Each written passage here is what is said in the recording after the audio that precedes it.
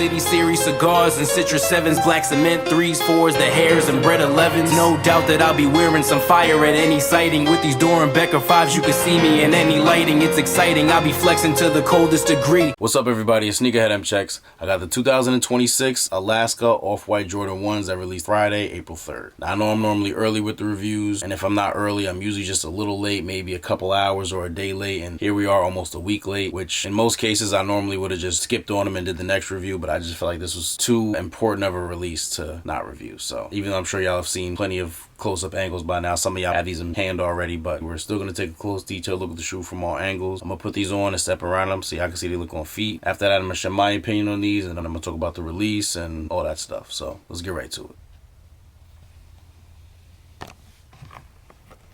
Leather feels good. Got that spongy toe box. Also feels good. They come with white laces, but also come with extra purple, black, and blue, as you can see. And of course, they all have the quoted shoelaces on both ends. Blue zip tie. Tongue is as normal. Orange Nike Air here on the inside. Got the quoted 85 here on both sides on both shoes.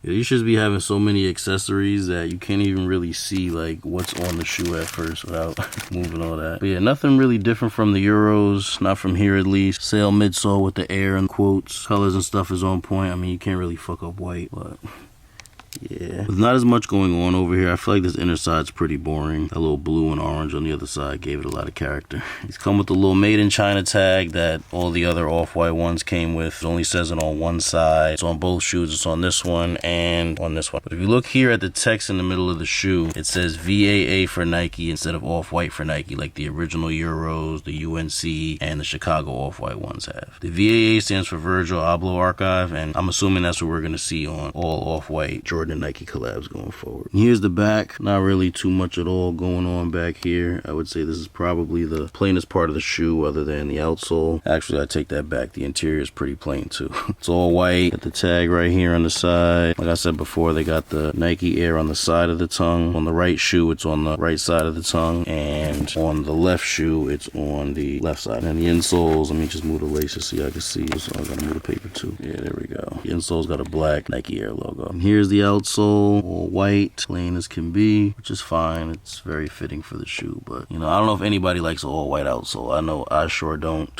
but you know, it's just necessary on certain shoes, so I get it. So for the box, instead of the lid with the window like the originals have, they went with the cutout holes like the Off-White 4s and Off-White 5 boxes have. And there is no lid on these actually. It's a pull-out box. So you lift this, see that nice reflection there and that handsome man behind the camera. So if I pull this out, you can see more mirror down in here. In here, there's a layer of plastic as opposed to paper. I think that's actually a good idea for releases. So wouldn't be mad if we saw this on more pairs. But there's a Jumpman here, and then let's zoom in. And you have this little logo patterned all over the plastic. And then here in the box, if you pull this little blue thing, this booklet comes out. It's just mad cool. This should look like a coloring book or something. It says modern is not new.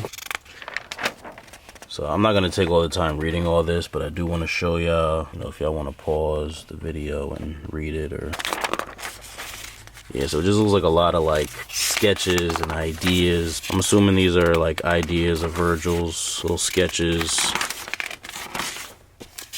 And I'm gonna speed this up because I don't know if y'all care to see all this. Actually, y'all should. But I am going to speed it up just so we don't take a whole lot of time. Yeah, came with this.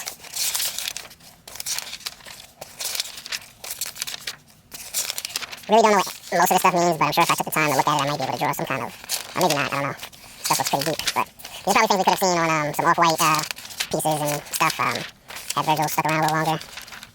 Had Virgil been around a little longer.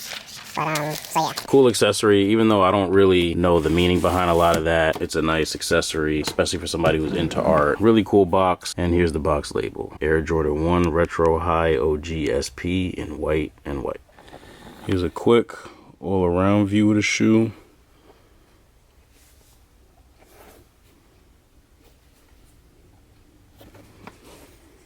Alright, now see they look on feet. 2 pairs, one to wear, one is dead stock. Them niggas say they getting money, but they dead pop. Yeah. So protectors on my off-whites. Somebody fucking with my money, then it's on site. I'm a player, you see how a nigga ball right. I shoot my shot, these hoes don't let me have an off night. She thinks she got it like that, I don't even care about. They cool. I never really cared for this colorway that much, but they kind of grown on me a little bit now. I feel like the initial 2018 release was a lot easier for me to overlook because, first of all, it was a Europe exclusive release, so living in America, I had absolutely no shot at getting them at retail. And I feel like they weren't like in our faces as much then, like they weren't like marketed as heavy towards us, you know, because they weren't being released here. And then on top of that, the aftermarket on them was so crazy. Buying those never crossed my mind. And shit was almost like 10 times retail price right out the gate. And I'm not gonna act like I've never paid well over retail for a pair of sneakers before, but it's gotta be something I really like. And those just wasn't that to me. See, when it's a pair you don't really care for in that situation, it's like, nah, y'all wildin', that's too much. And then some really start to overthink it, like, oh, it only costs a fraction of that to make, blah, blah, blah, blah, blah. But when it's something you really want, then you start making little justifications and stuff, trying to convince yourself it's not really that bad of a financial decision, when in reality it probably is. But this time around, with these being more obtainable, I can make a more pure, undistracted, unbiased judgment. And like I said, they're cool, easy on the outfits, really nice shoe for an all-white fit. You don't really gotta do too much. But if you wanted to, you could do something with the orange here or the blue or some kind of combination of both. You could even get creative swapping the laces too, especially the purple. Now you got purple, blue, and orange to play with. You know, you can do like some Phoenix Suns gear. And the light blue gives you different options as well. I feel like you're a little bit more limited with these compared to the white or purple, even the black. But they do kind of blend in with the blue tint up here. The black laces, I feel like this opens the door for black fits. Not that you can't wear a black outfit with the white laces or honestly any of these, but like you throw the black laces in here, now that black top you wearing draws attention to the shoe because you have that black lacing here. Whereas like if you just kept it white, like yeah, it's still gonna go with them. You know, the black is here. Black you can really wear with anything, but it will definitely hit a little different if you do the black laces. So there's a lot you can do. But the best lace swap on these, in my opinion, is actually a color that didn't come with these, but should have. And that's orange. I saw another content creator, Jay the Sneaker Guy, post this video with the orange laces swapped in them, and I think it looks great. Like I said, the orange laces do not come with these, as you can see. But anyway, this is the first Off-White Jordan we're seeing re-release, and also the first Off-White Jordan release since the passing of Virgil. I'm sure at some point we'll see the Chicago's re-release and the UNC's re-release and maybe even some new colorways. But like I said earlier, you can expect any Off-White Jordan Nike collabs going forward to say the V.A.A. in place of the Off-White right here. I don't know if anybody cares about that or not care. I know we all care, but I don't know if anybody has a strong preference on that. I don't mind at all. I think it's a nice simple way of separating the originals that Virgil was around for from the re-releases that honor him without doing too much. You know, it's a very simple change, doesn't alter the shoe much. Because like that really might be like the only difference from the 2018 pair. Now, I never had those to really know, but from what I could see, these are really on point with the originals. And that's how we like things. And I think Alaska's a cool name for these. Obviously, they couldn't keep the Euro nickname because they're not a Europe exclusive this time. I mean, I guess they could have continued to call them that, but it just would have been a little strange being that they were not exclusive to Europe this time. But yeah, I mean, Alaska's cool. Like, I feel like the blue tint up here kind of reminds me of ice. Real icy, you know, winter wonderland kind of looking. Even with the zip tie and the blue laces, I mean, it's just real Arctic looking, you know. Reminds me of ice, snow, and shit. This is like a polar bear, you know, like that dirty white. I'm getting a little carried away.